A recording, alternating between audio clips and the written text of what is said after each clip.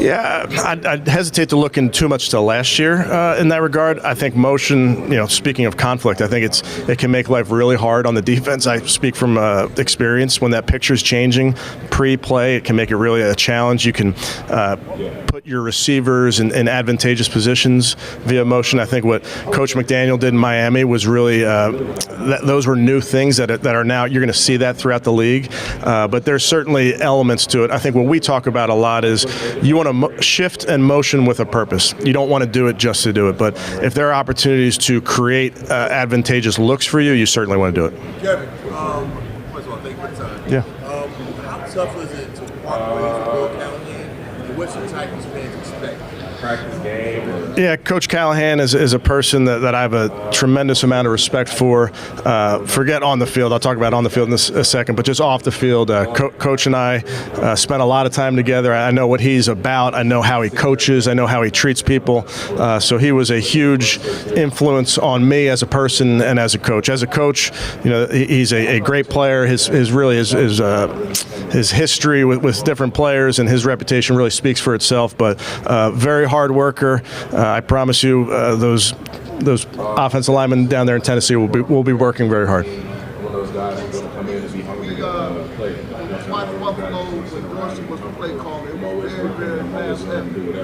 There's a tendency with Cleveland likes to run the ball, especially when you have a big Chubb. How do you kind of adjust the offense so that it does include? Yeah, I think Ken sees it exactly how I see it. You want to play through the strengths of your players. I don't think either of us or anyone on our offensive staff believes that you have to do one thing to win in the NFL, because that's not the reality of life in the NFL. You have to be multifaceted. You have to be able to pivot in a game. You have to be versatile in what you're doing. So we'll do what we feel is best for our players in any specific given game, because that changes game to game as well.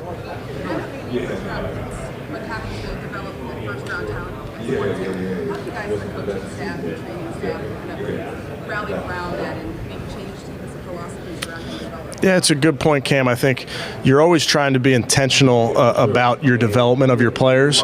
And if you can draft a third-round pick or a fifth-round pick and turn them into a first-round talent, quote-unquote, you're winning on the margin. So development of players is really a big part of our operation. I think Andrew has constructed it as such. I think what we do with all of our departments, touching all of our players and in different resource departments, whether it's nutrition or strength and conditioning, coaching obviously playing a role in that. But once we get our players, it's our job to develop them, to get them the best versions of themselves. And I think you've seen with our rookie class, we're willing to really use all our resources that we have.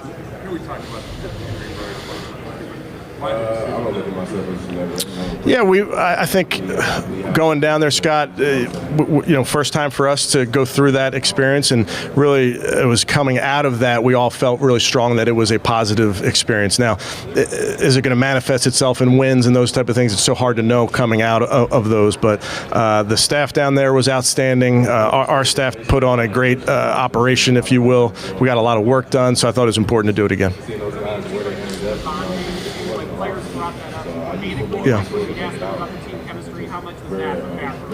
Yeah, it's all a factor. I think that was part of going down there in the first place, was getting our guys under one roof.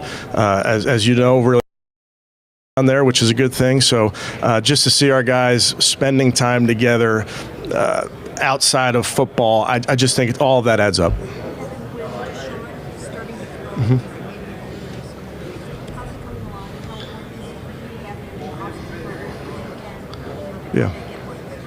Yeah, he's coming along. I know he's going to start throwing here.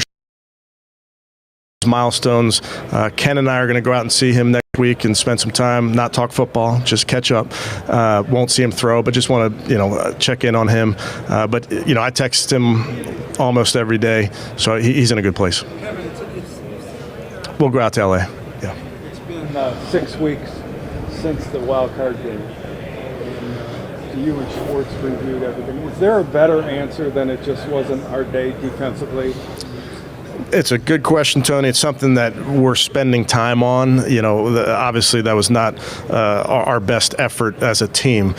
So we're looking at that game. We're looking at, as you can imagine, we're looking at everything right now, the entire season. But that's certainly, not the way we wanted it to end. So you really do have to look at all those things and say, what could we have done differently, certainly from a coaching perspective, that we can help our players moving forward. So that's something that Jim and I are working on. Coach, what did you see out of Scott Peters when he was on your staff, and what makes him ready to be a line? Yeah, Scott did a great job we were talking about Coach Callahan earlier. Scott's played in this league. He's a technician through and through. I think he's somebody that works really hard. I think the players are going to understand, especially in their individual drills, to watch Scott work, watch him instruct in some of those techniques. He's really doing a great job. He's working under Alex Van Pelt in New England now. Why was Alex not retained in Cleveland? Yeah, I kind of talked a little bit earlier about AVP. You know, somebody I love as a person, as a coach. We make decisions that are tough sometimes in this league, but it doesn't change how I feel about him. Kevin, you may not have had a chance to look at it yet, but the NFLPA report cards came out today. I heard. And some of the grades were concerning. Mm-hmm. They have you as 29th in how you use their time and 23rd in willingness to listen. Mm-hmm. As you guys look at those report cards, what do you guys do with that information? I think every year you have to be open to everything information-wise to get better. I know in there talking about the weight room was one thing. I'm happy to tell you guys we're building a new weight room. So we know that that's an area that we want to get better. I take input from our players. I feel really strongly about our leaders, our leadership committee. My office downstairs, the door is always open. Even if it's closed, it's open. So I welcome input, and that will never change. No, but again, it's I don't know all the details of the report card, but I know that I feel really comfortable that guys can come to me with any of their concerns.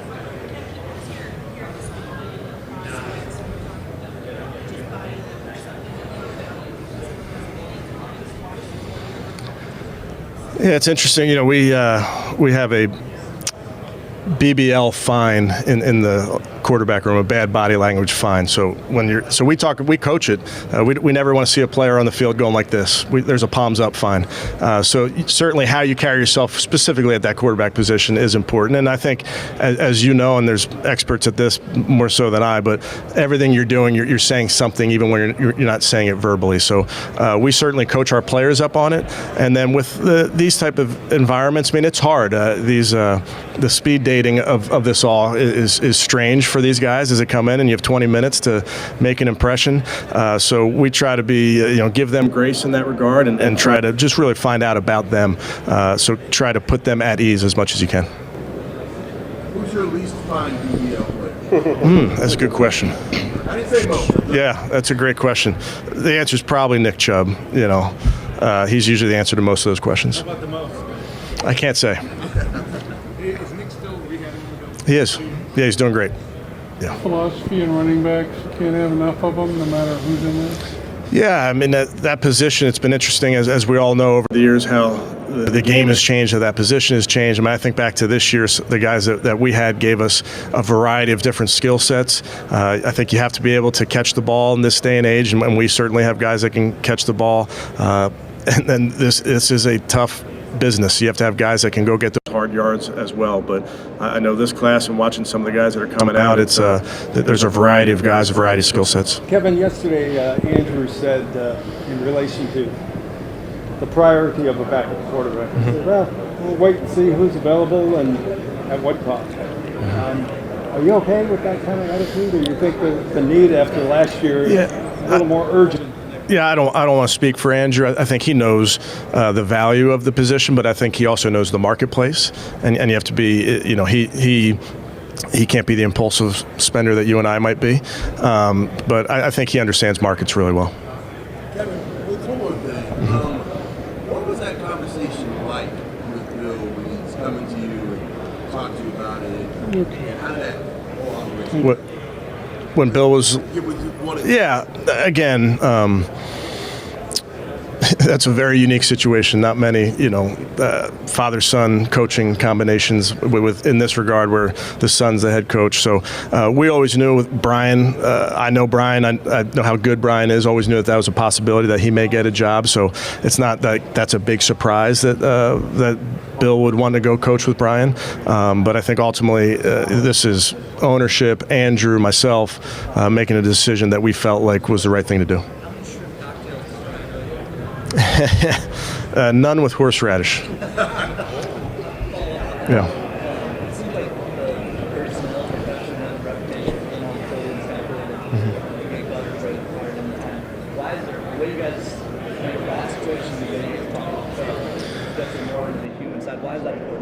I mean, listen, we all know this is a business. It's a game. It's a kid's game. It's also a business, and we understand that. Doesn't mean that you don't treat people the right way and treat them with empathy, treat them how they deserve to be treated. I think there's a variety of situations that arise. Just in my time, I can think of things that come up that there's no blueprint for it. There's no handbook on how to deal with this. But I think ultimately, if you deal with with these people with respect, I think ultimately that's the right thing to do.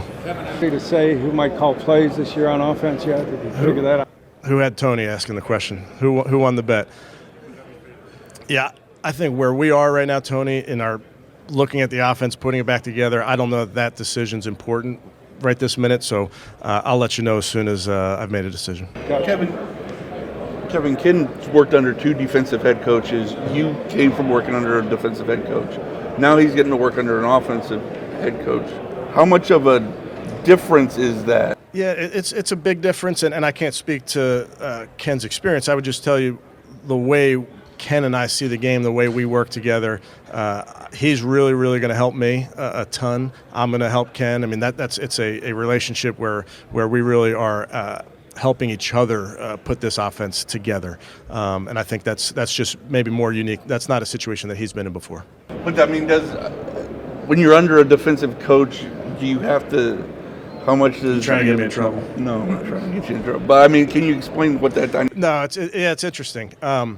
Again, I think with the head coach, he's the head coach, and I make decisions that are for the entire team. I don't make it for the offense, for the defense, for the special teams. And I think coordinators, the nice part, I think about me and Jim, for instance, we share a vision of our defense, and I trust Jim to implement that vision. Kevin, what new and different sort of philosophy or vibe do you think Ken will bring to the table for Deshaun? It's a good question, Mary Kay. I think we're working through all of that. I think that'll be really more evident over time. I would tell you just from my experience in the offensive staff room over the last few weeks, again, to have different ideas, not just from Ken, but from all of our new coaches and our current coaches. I think these are the really fun times for us as we put things back together. And as silly as it may sound, just changing maybe terminology or changing aiming points or changing a technique. Those are all things that we're looking at and trying to figure out what's the best way to move forward, less so of like, here's how we've always done it. What's the best way to move forward? And you'll get Deshaun's input when you guys are together with him next week on some of that stuff? For sure. Can't talk football, but we'll talk big picture. in the joint practice, you're doing it again. Looking back at your previous years, how beneficial is it? Yeah, I don't know that we're official yet. I'll wait for the other side to confirm. But I feel good about it. We've done it now, Tony. I think this will be the fourth year we've done it. I think it's invaluable. And what I always look for is I look for a head coach that I know and trust. I look for a different scheme that we can go against competitively. And then organizationally, you want there to be some tie-in where you feel like you can work together. So I think we have that, and hopefully we'll be able to announce it official soon. All right. Thank you, guys.